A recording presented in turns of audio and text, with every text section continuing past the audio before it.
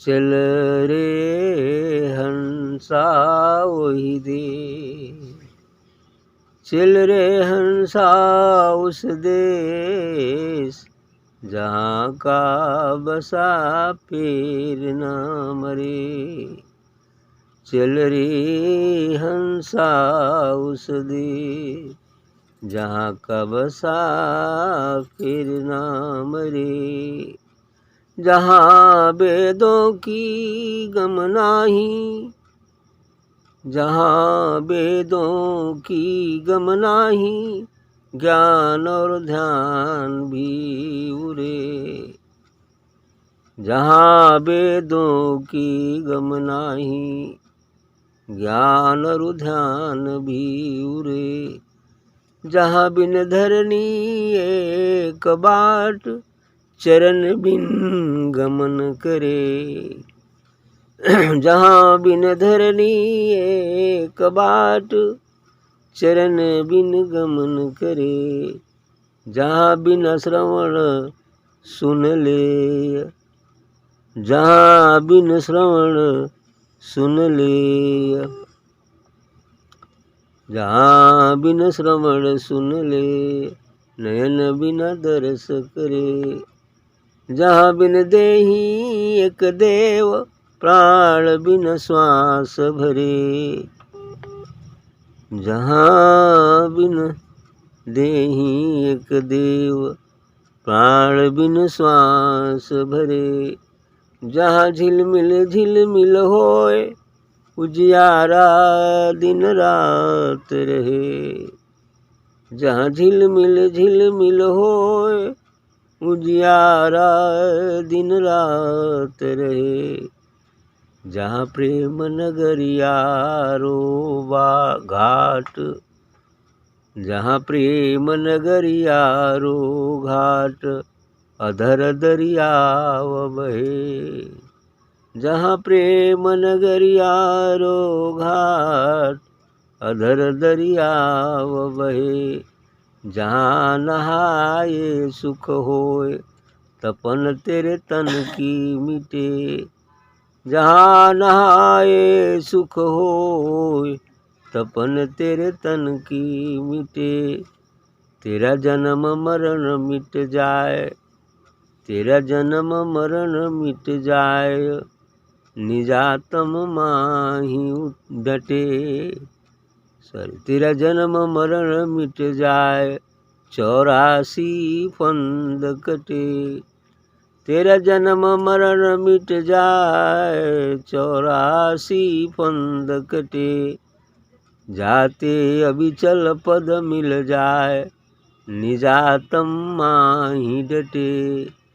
जाते अविचल पद मिल जाए, निजातम माही डटे। कहें गुलाब राय मीत, अमरपुर बास तेरा।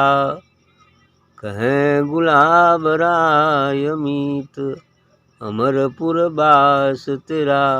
गुण गावे गोविंद राय, आनंद में सदा लगा ही रहे। चल रे हंसा उस देश, जहाँ का बेटा फिर ना मरे। अच्छी बात कहा इन्होंने। इस हंस को, इस जीव को हंस कह के संबोधित किया है इन्होंने। ये हंस वाकई जीव तो हंस ही है, लेकिन भ्रम के कारण जीव बन गया है, इसलिए उसे हंस ही संबोधित करते हैं संत। सबको आत्मा ही संबोधित करते हैं, है ना। ऐसा ही होता है। विवेकानंद ने कैसे कहा है, मेरी आत्मा हो, है ना, अर्थात सभी की। तो चल रे हंसा उस देश जहाँ का बसा फिर न मरे। माने वह अमर लोक ही एक ऐसा देश है जहाँ यदि हम वास कर लेते हैं फिर मरना नहीं पड़ेगा। वही हमारा निज देश, उसका नाम ही अमर लोक। जो वहाँ बस जाता है वो अमर ही हो जाता है। और अमर का अर्थ ही होता है जो मरता ही नहीं है। आत्मलोक है वो, अमर लोक। इसलिए कह रहे कि चल रे हंसा उस देश जहाँ का बसा फिर न मरे। जो वहाँ बस जाता है वो फिर नहीं मरता है। आगे कहते हैं जहाँ वेदों का गम नहीं ज्ञान और ध्यान भी उड़े। जहाँ वेद भी नहीं पहुँच पाते, वेदों का गम नहीं आता तो वेद भी ना पहुँच पाते, ज्ञान और ध्यान भी उड़े। वहाँ ज्ञान और ध्यान सब पीछे रह जाते हैं। हालांकि ज्ञान ध्यान से हम वहाँ पहुँचते हैं, लेकिन क्या मंजिल पर पहुँचने पर हम बस और ट्रेन में ही बैठे रहेंगे क्या? उतरना पड़ेगा ना जी। तो ये सब साधन है, और साधन काम है पहुँचाना। अब ये पहुँचा दिए तो मंजिल का आनंद नहीं लेंगे। ये साधन पर ही बैठे रहेंगे तो कहाँ नहीं दिल्ली घूमेंगे और बनारस घूमेंगे, नहीं ना घूमेंगे। बनारस जाने वाली बस पर बैठ जाओ, बस में बैठे रहिए। कहे बस में बैठे, बताओ कैसे घूमा बनारस? ऐसे ही बात होता है। तो वहाँ सब छूट जाते हैं। साधना ध्यान ये सब वहीं पहुँचने के लिए है। ये सब साधन है, इसीलिए इसको साधन कहते हैं या साधना कहते हैं। साधन है मतलब माध्यम है, साधना यानी जो हम करते हैं। ठीक, तो ये चीज़ें हैं। इसलिए कहा इन्होंने कि ज्ञान और ध्यान भी उड़े। मैंने ज्ञान और ध्यान भी उड़ जाते, नहीं रहते वहाँ। अब ज्ञान ध्यान की क्या जरूरत है? अब तो दिख रहे हैं। हाँ, साधना तो दृष्टा भाव हो जाएगी। सब जगह अपने को ही देखते हैं, उस आत्मा को ही देखते हैं, दिव्य प्रकाश को ही देखते हैं। जहाँ बिन धरनी एक बाट, कहाँ कोई धरती नहीं है। बिना धरनी कोई धरनी नहीं, बस एक बाट है, एक रास्ता है, अर्थात एक दिव्य प्रकाश है, और कुछ नहीं। चरण बिन गमन करे, और ये भी बात है तो वहाँ बिना चरण की ही चला जाता है। वही बात आ गई बिन पगचल ही सुनी बिन काना, तुलसी वाली बात है ना। तो वही बात होता है, वहाँ कोई भी जाता है तो सुरति के माध्यम से जाता है। पहले ध्यान ज्ञान की बात जो कही गई, तो ध्यान करते समय सुरति को हम धीरे धीरे धीरे आगे बढ़ाते हैं। ज्यों ज्यों सदगुरु से लो लगाते हैं, ज्यों ज्यों हम सुरति सदगुरु में लगाते हैं, त्यों तो निरति होती जाती है। एक दिन पूर्ण सुरति हो जाएगी, पूर्ण लगा हो जाएगा, फिर समर्पण हो जाएगा, समर्पण हो जाएगा तो शून्य हो जाएंगे, फिर पहुँच जाएंगे वहाँ। ऐसी ही बात कहा इन्होंने कि धरती चरण बिन गमन करे। वहाँ चरण से नहीं जाया जाता, वो बिन पाँवों का पंथ है, बिन बस्ती का देश, बिना पिंड का पुरुष है, कहत कबीर सनेश। कबीर साहब ने इस बात को कहा कि बिन पाँवों का पंथ है, पैर से नहीं चला जाता है, वो ऐसा रास्ता है।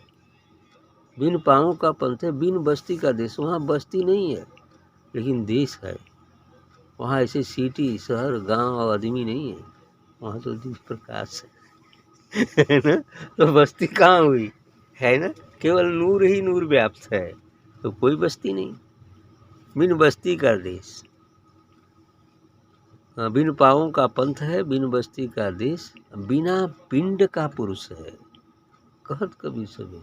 उस पुरुष का, उस परम पुरुष का कोई पिंड नहीं है, बस नूरानी है, नूर है, बस चारों तरफ नूर ही फैले रहता है। पिंड तो हमारा आपका है, ये शरीर बना है पिंड, है ना। पिंड है, पिंड का मतलब शरीर बन गया है ना, इसको पिंड बोलते हैं ना। तो इस तरह से पिंड का नहीं है। प्रकाश का कौन सा पिंड लेंगे, प्रकाश का कौन सा पिंड बनाएंगे, है ना। इसका तो पिंड बना हुआ है तो वहाँ से आ रहा है, लेकिन उसमें उसका भी पिंड नहीं है ना। बल्ब में पिंड है कि बल्ब से आ रहा है प्रकाश, लेकिन प्रकाश का कौन सा पिंड बनाएंगे। बस पल्ली प्रकाश है, प्रकाश है, प्रकाश है। आगे कह रहे हैं कि जहाँ बिना श्रवण सुन ले नयन बिन दर्श करे। वही बात कि बिना कान के सुना जाता है और बिना आँख के देखा जाता है। बिन पग चल ही सुनो बिन काना, बिन कर कर्म करें विधि नाना, बिन वाणी बक्ता बड़ जोगी, आनन रहित ततल रस भोगी, और तन बिन परस नयन बिन देखा, अगही घ्राण बिन बासने। ये स्थिति है।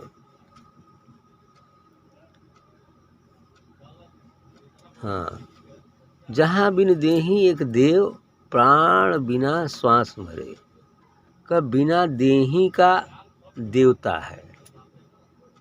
अब यह देही का देवता है, बिना देही का, अब वो चूंकि विधि है, लेकिन देवता तो है, प्रकाश है, उसका कोई देह नहीं, कोई पिंड नहीं है, लेकिन देवता है। वही तो सब दिया हुआ है, सब रचना उसी की है, तो देवता तो वही हुआ। देवता का अर्थ होता है जो हमें कुछ देता है, जो हमें कुछ देता है सो ही देवता है।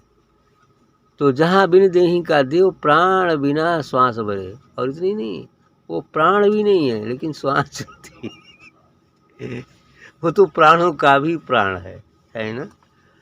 तब उसके लिए प्राण की क्या जरूरत है? प्राण तो जीव को चाहिए, शरीर उधारी को चाहिए, उसको कौन सा प्राण की आवश्यकता है? तो यही बात कहा कि बिन प्राण बिना श्वास भरे। प्राण भी नहीं है लेकिन श्वास भरता है, यानी वो चलता है, सत्य है, सनातन है, सदैव रहने वाला है, सदैव एक रस रहता है। जहाँ झिलमिल झिलमिल हो उजियारा दिन रात रहे, वहाँ झिलमिल झिलमिल प्रकाश, उजाला, श्वेत प्रकाश एकदम सदैव व्याप्त रहता है। क्योंकि दिन रात का मतलब दिन रात तो संसार में होता है, वहाँ दिन रात नाम की कोई चीज़ नहीं, बस है, उजाला है, बस इतनी ही बात। दिन रात तो संसार में हो रहा है, यहाँ हो रहा है, लेकिन वहाँ दिन रात की कोई बात नहीं, वहाँ दिन रात भी नहीं होता। अब जहाँ उजाला ही उजाला है तो रात का सवाल ही नहीं होता। अंधेरा या रात तो तब होता है जब प्रकाश न हो, और जो प्रकाश ही खुद है तो वहाँ अंधेरा के कहाँ स्थान है? जहाँ प्रकाश है वहाँ अंधेरे को टिकने का स्थान नहीं मिलता, अंधेरे का कोई अस्तित्व नहीं। बस अर्थ अंधेरा तभी है जब प्रकाश की अनुपस्थिति है। प्रकाश अनुपस्थित है तो अंधेरा है, यदि प्रकाश है तो फिर अंधेरा कहाँ से टिकेगा? आएगा ही नहीं। जहाँ प्रेम नगरिया रोघाट अधर दरिया बह, वहाँ प्रेम नगरी है, आत्मा ही प्रेम है, वही प्रेम नगर है, वही अमर लोक है। तो इस तरह से कहते हैं कि वहाँ प्रेम नगरिया घाट अधर दरियाव बह। ये अधर में, ये बीच दरियाव में बहता है, यानी शून्य है। अधर क्या होता है? शून्य। अब शून्य में वही वो अमृत रस की नदी बहती है, अर्थात वो दिव्य प्रकाश छाया रहता है, जिसे अधर कहते हैं। संतजन शरीर रहते उसी अधर में वास करते, तो इसलिए कह रहे हैं अधर दरिया बह, जहाँ नहाए सुख हो, तपन तेरे तन की मिट्टी। अब जो वहाँ जाके स्नान कर लेता है फिर सुख ही सुख है, और तन मन की जो अशांति है वो मिट जाती है। तपन तेरे तन की मिटे, तन और मन दोनों की शांति मिल जाती। तेरा जन्म मरण मिट जाए, 84 फंद कटे। जो उस अमर लोक में चला जाता है, अपने निज देश को प्राप्त हो जाता है, तो उसका जन्म और मरण मिट जाता है। अब आत्मा में हो गया तो उसका जन्म मरण मिट गया, जन्म मरण से परे हो जाता है, और 84 का फंद भी कट जाता है। जाते अविचल पद मिल जाए, निजातम माही डटे। अब जिसको ये अविचल पद, जो कभी विचलित नहीं होता, ये मिल जाए तो वो अपने आत्मा में ही अवस्थित रहता है, वह अपने आत्मा में ही स्थित रहता है। यही ये जो है आपका निजातम माही डटे, कि निज आत्मा में ही डटा रहता है, अर्थात यही स्थित प्रज्ञ है कि वो अपने में ही स्थित रहता है, यही स्थित प्रज्ञ की स्थिति। तो आत्मा में ही डटे। कहे गुलाब राय मीत, अमरपुर बास तेरा। मतलब गुलाब राय मित्र कहते हैं कि हमारा बास अमर लोक में ही है ना, लेकिन हम भूल से इस काल लोक में हैं और काल लोक को ही अपना घर मान बैठे, लेकिन असली घर तो अमरपुर है। गुण गावे गोविंद राय, आनंद में सदा लगा ही रहे। अब ऐसा व्यक्ति यदि है तो इस आनंद में ही सदैव विलीन रहता है, लेकिन आनंद के आगे एक और शब्द अभी शेष रह जाता है, जिसे हम परमानंद कहते हैं, और इस नाम के आगे एक और शब्द शेष रहता है जिसे हम अनाम कहते हैं। ठीक, चलिए ठीक।